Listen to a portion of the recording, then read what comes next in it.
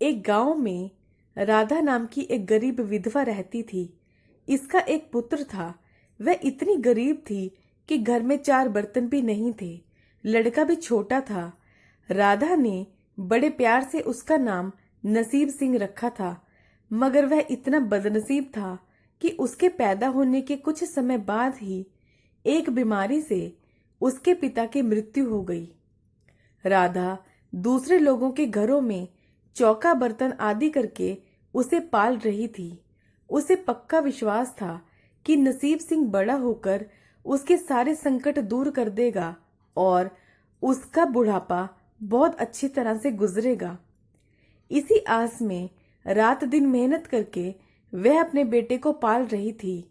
नसीब सिंह तो छोटा था, किंतु समझदार बहुत था। संयम और धीरज की उसमें कमी नहीं थी। किसी भी बात की गहराई तक जानने की उसमें प्रबल उत्सुकता थी। एक दिन उसने अपनी माँ से पूछा कि माँ, हम इतने गरीब क्यों हैं? यह सब तो ईश्वर की मर्जी है बेटा, दुखी स्वर में राधा ने कहा। सब नसीब की बात है। मगर नसीब सिंह यह उत्तर पाकर संतुष्ट नहीं हुआ। वह बोला, ईश्वर की ऐसी मर्जी क्यों है? बेटा, यह तो ईश्वर ही जाने। अगर ईश्वर ही जाने तो ठीक है, मैं ईश्वर से ही पूछ लूंगा कि हम इतने गरीब क्यों हैं। बताओ माँ, बताओ कि ईश्वर कहाँ मिलेगा। राधा तो वैसे ही परेशान रहती थी। उसने उसकी बातों से उकताकर उसे कह दिया कि वह जंगलों में रहते हैं, लेकिन तुम वहां ना जाना। लेकिन नसीब सिंह ने दिल ही दिल में उसी क्षण इरादा बना लिया था कि वह ईश्वर को ढूंढेगा और पूछेगा कि हम इतने गरीब क्यों हैं। एक दिन जंगल की ओर वह चल दिया। वह थक हार कर पत्थर की एक शिला पर जा बैठा और सोचने लगा कि भगवान तो यहाँ कहीं नहीं है। आखिर गरीबी कैसे दूर होगी? तभी संयोगवश मृत्युलोक का भ्रमण करते करते शिव पार्वती उधर जा रहे थे। उन्होंने बच्चे को वहां बैठे देखा तो उन्हें बड़ा अचरज हुआ कि अबोध सा बालक इस बीहड़ जंगल में बैठा क्या कर रहा है। भगवान शिव ने बालक से पूछा कि तुम कौन हो बालक, और इस जंगल में बैठे क्या कर रहे हो? मैं ईश्वर को ढूंढ रहा हूँ। ईश्वर को पार्वती चौंकी और पूछा, मगर क्यों? ईश्वर से तुम्हें क्या काम है? मैं उनसे पूछना चाहता हूँ कि हम इतने गरीब क्यों हैं? दूसरों की तरह हम पर भी भाग्य की कृपा क्यों नहीं है? नसीब सिंह ने निर्भीकता से उत्तर दिया। माँ पार्वती और भगवान शिव ने उस बच्चे का साहस देखकर बहुत प्रसन्नता हुई। माँ पार्वती तो करुणा की सागर हैं। उन्हें बच्चे पर बड़ी दया आई और भगवान शिव से बोली कि हे प्रभु, इस बालक का कुछ कीजिए। हम कुछ नहीं कर सकते पार्वती, क्योंकि इसके भाग्य में यही सब लिखा है। भाग्य देवता के लेख के अनुसार इसे ऐसा ही जीवन भोगना है। नहीं नहीं स्वामी, आपको कुछ करना ही होगा। माँ पार्वती हट करने लगी। जिद न करो पार्वती, यदि हम उसे कुछ दे भी देंगे तो वह इसके पास नहीं रहेगा। इसे वैसे ही जीवन जीने दो जैसे भाग्य देवता चाहते हैं। नहीं प्रभु, इसकी गरीबी दूर करने के लिए आपको इस पर कृपा करनी होगी। जब माँ पार्वती जिद करने लगी तो भगवान भोलेनाथ ने बच्चे को एक हार दिया। हार पाकर नसीब सिंह बहुत प्रसन्न हुआ और खुशी खुशी अपने घर चल दिया। माँ पार्वती संतुष्ट थी। उन्हें एक अबोध बालक की मदद की और अब उसके दिन सुख से कटेंगे। लेकिन त्रिकालदर्शी भोले बाबा जानते थे कि यह हार उसके पास रहेगा ही नहीं। चलते चलते नसीब सिंह के पेट में अचानक दर्द उठा और वह शौच के लिए इधर उधर देखने लगा। उसने भगवान शिव का दिया हार पत्थर की एक शिला पर रख दिया और झाड़ियों के पीछे चला गया। तभी एक चील उड़ती हुई वहां आई और हार को उठाकर ले गई। अरे मेरा हार! सब कुछ भूल लड़का चील के पीछे भागा। मगर कब तक? वह चील का पीछा करता, कैसे पकड़ता उस हार को। एक आध बार पत्थर उठाकर उसने चील को मारने की कोशिश की, किंतु चील अधिक ऊंचाई पर थी। कुछ ही पलों में चील उसकी नजरों से ओझल हो गई तो वह बड़ा दुखी हुआ और रोते रोते अपने घर की ओर चल दिया। घर पहुंचकर उसने माँ को सारी बात बताई, मगर राधा को उसकी बात पर बिल्कुल विश्वास नहीं हुआ। हाँ, उसकी बात सुनकर थोड़ा उदास अवश्य हुई, लेकिन नसीब सिंह माँ की उदासीनता देखकर निराश नहीं हुआ। उसने मन ही मन निर्णय लिया कि वह कल फिर वहां जाएगा और भगवान शिव को अपनी विपदा सुनाएगा। उसका विश्वास था कि भगवान शिव उसे चील को अवश्य दंड देंगे। भगवान शिव ने पार्वती से कहा कि देखो, उसके पास कल वाला हार नहीं रहा, उसे एक चील उड़ाकर ले गई है और दूसरा हार पाने के लिए वह चील को दंड दिलवाने की इच्छा से वह लड़का आज फिर आएगा। पार्वती माता ने फिर भगवान शिव से प्रार्थना की कि आप चाहे चील को दंड दें या ना दें, किंतु इस लड़के की सहायता अवश्य करें, इसकी निर्धनता को दूर करें। भोले शंकर, हम अब कुछ नहीं कर सकते। देवी, यदि तुम जिद करती रहोगी तो हम ब्रह्मा से कहते हैं कि वही इस बालक की कुछ सहायता करेंगे। यह कहकर भगवान शिव ब्रह्मा जी को बुलाया और सारी बात कर आग्रह किया कि आप ही इसकी कुछ मदद करें।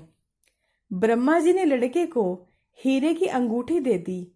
लड़के ने अंगूठी जेब में रखी और खुशी खुशी अपने घर चल दिया। उसने सोच लिया था कि अब वह एक पल के लिए भी अंगूठी को अपने से अलग नहीं करेगा। चलते चलते अचानक उसे प्यास लगी। वह सरोवर के किनारे पहुंचा और जैसे ही वह चुल्लू भर पानी पीने के लिए झुका, वैसे ही उसके जेब से अंगूठी निकलकर पानी में जा गिरी। इससे पहले कि वह अंगूठी को उठाता, एक मछली उसे निगल गई। नसीब सिंह फिर रोते रोते घर आया और माँ को सारी बात बताई। माँ ने कहा कि जब तक भाग्य में नहीं है, तब तक कोई भी चीज हमारे पास नहीं रुकेगी। जब भाग्य देवता खुश होते हैं तो मिट्टी भी सोना बन जाती है, मगर इस प्रकार किसी के देने से हमारी गरीबी दूर नहीं होगी। उसे समझाकर माँ अपने काम में लग गई, मगर नसीब सिंह भी हार मानने वाला कहाँ था। उसने मनी मन सोच लिया था कि वह कल फिर जाएगा। तीसरे दिन में फिर जा पहुंचा। शिव और पार्वती उसका साहस देखकर बहुत खुश हुए। शिवजी ने इस बार ब्रह्मा जी के पास जाकर इस बात की कि लड़का तो बहुत साहसी है, इसका कुछ तो उद्धार किया जाना चाहिए। तब ब्रह्मा जी ने सलाह दी कि हमें भगवान श्री हरि विष्णु के पास जाना चाहिए, वह इसका कोई हल बताएंगे। अतः वह श्री हरि के पास जा पहुंचे।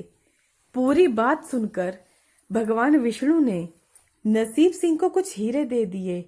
हीरे पाकर वह बहुत खुश हुआ और इस बार बिना कहीं रुके उसने सीधा अपने घर जाने का निश्चय किया, क्योंकि 2 बार उसके हाथों से चीजें खो चुकी थी। जब वह घर पहुंचा, माँ घर पर नहीं थी। नसीब सिंह ने हीरे एक लोटे में रखकर कोने में छुपा दिए और माँ को ढूंढने निकल पड़ा। वह मन ही मन सोचने लगा कि अब माँ किसी के घर काम करने की कोई आवश्यकता नहीं है, अब तो वह अमीर बन गए हैं। उधर पीछे से उसके घर में चोर घुसे और जो भी सामान हाथ लगा लेकर भाग निकले। उसमें वह लोटा भी था जिसमें हीरे रखे थे। जब वह माँ के साथ वापस आया तो देखा कि हीरे गायब थे। इतना ही नहीं, घर का दूसरा सामान भी गायब था। अब तो उसकी माँ को बहुत गुस्सा आया। वह बोली कि क्यों मुझे नई नई कहानी सुनाकर पागल बनाता रहता है। सारा दिन आवारा इधर उधर घूमता है। शाम को पिटाई के डर से कोई नई कहानी सुना देता है। माँ की डांट सुन लड़का रोने लगा। वह तो केवल वही जानता था कि जो कुछ उसने बताया वह बिल्कुल सत्य था। डांट खाकर लड़के की हिम्मत और बढ़ गई और अगले दिन वह फिर उसी स्थान पर पहुंचा। भगवान भोले शंकर सोचने लगे कि इस पर इतनी मुसीबत पड़ी, लेकिन इसने हिम्मत नहीं हारी।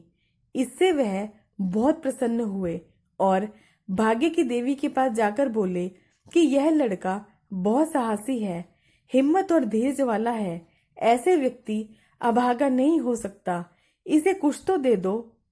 आज्ञा पाकर भाग्य की देवी ने नसीब सिंह को एक सोने का सिक्का दिया। सिक्का लेकर नसीब सिंह खुशी खुशी अपने घर चल दिया।